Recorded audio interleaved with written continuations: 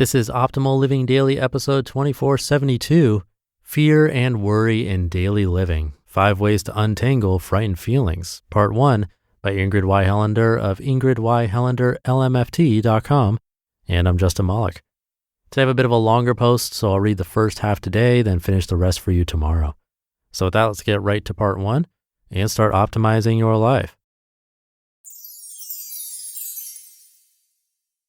Fear and Worry in Daily Living, 5 Ways to Untangle Frightened Feelings, Part 1 by Ingrid Y. Helander of ingridyhelanderlmft.com. For those of us who worry, the constant flow of bad news quickly triggers feelings of fear. I went on a news fast this week. I felt weary of the commentary and conjecture about the terror and tragedy in our country and around the world. Nightmares that I was being hunted and hiding disturbed my sleep, flooding me with fear. So I cut off my constant news feed, avoided news-laden emails, the television, radio, and social media sites. If you haven't tried this, it is much harder than it used to be to keep news out of your face. Believe me, I still heard enough to stay informed. I didn't do this to avoid feeling, but to dissipate the chronic terror that actually stops me from feeling. But I needed a minute, What is the connection between our feelings of fear and worry, and how can we stay healthy in a fear-infested society? Fear is defined as a feeling caused by something that is deemed dangerous, painful, or threatening.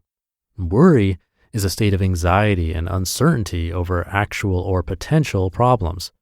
In the body, these two feelings wrap and intertwine around each other, with fear inciting worry and worry pressing away fear. No matter what frightens you, you know that you are not fully yourself when you are living in fear. Fear can manifest as feeling immobilized and unmotivated. Other times, fear turns outward in anger and rage. Worse, over time, fear takes its toll on all aspects of life. The negative impact of chronic fear on the body, mind, and lifestyle is well documented. Fear can be literally sickening. The thing is, it's hard to know if what you're feeling is worry or fear and what to do about it. I like to think of it this way. Worry usually has a job or purpose. In this way, worrying serves to keep you from thinking about deeper fears or to keep others from seeing parts of you that feel shameful. Fear, on the other hand, is a pure sense of danger. Here are some ways to address both fear and worry you can use today to help you stay present, calm, and connected to others. Number 1, remember to reserve your judgments when feeling fear. Fear has a laser focus that can confuse, and when you feel strong fear, it is not a good time to make judgments about the reality of you, others, or your world. Let me give you an example. About 20 years ago, I was alone in my house. I was bustling about trying to do 50 things at one time. I ran to check the clothes in the dryer. After heading down to the basement, the dryer was on the second floor, I opened the freezer. At that moment, I instantly wondered why I was looking in my freezer and remembered the dryer. Oops. I turned to dash up the stairs and resume my original task.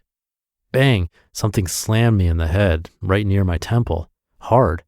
I heard crackling sounds in my skull and dropped to the floor, my hands over my head, quivering. Someone had just hit me with something like a bat, I thought. I was terrified. After a while, I slowly, cautiously looked up, imagining the person waiting there, bat poised in hands, ready to finish me off.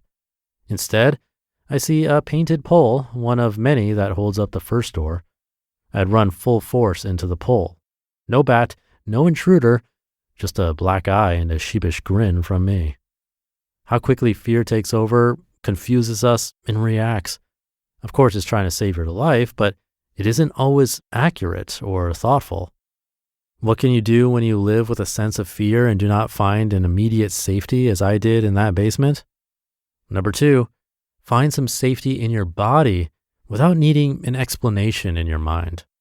Perhaps when you look at your fears, you have real proof of harm, and then it's time to act. But for the majority of fears we experience from the daily news, the first question is whether you feel safe in the moment. It is important to be clear about your immediate safety, not to lull yourself into complacency, but to be able to take the time you need to find clarity about your situation and your response. This is not an easy task. It will take patience and effort, but it's worth taking some time because you cannot be proactive and wise when life seems scary. We all know how it feels to make less than reasonable changes when we're afraid. Did you avoid movie theaters after a theater shooting? I did. There's really no evidence that avoiding movies will help, but certainly fear would say so. To be continued. You just listened to part 1 of the post titled Fear and Worry in Daily Living, 5 Ways to Untangle Frightened Feelings by Ingrid Y. Helander of ingridyhelanderlmft.com. And thank you to Ingrid. We're continuing the topic of fear from yesterday. We just heard a good one from Chris Reining yesterday, and this one's continuing the conversation. And of course, we'll continue tomorrow when we finish up this post. But what I found really interesting and true is how fear can manifest in so many different forms and have us behaving in such a wide variety of ways.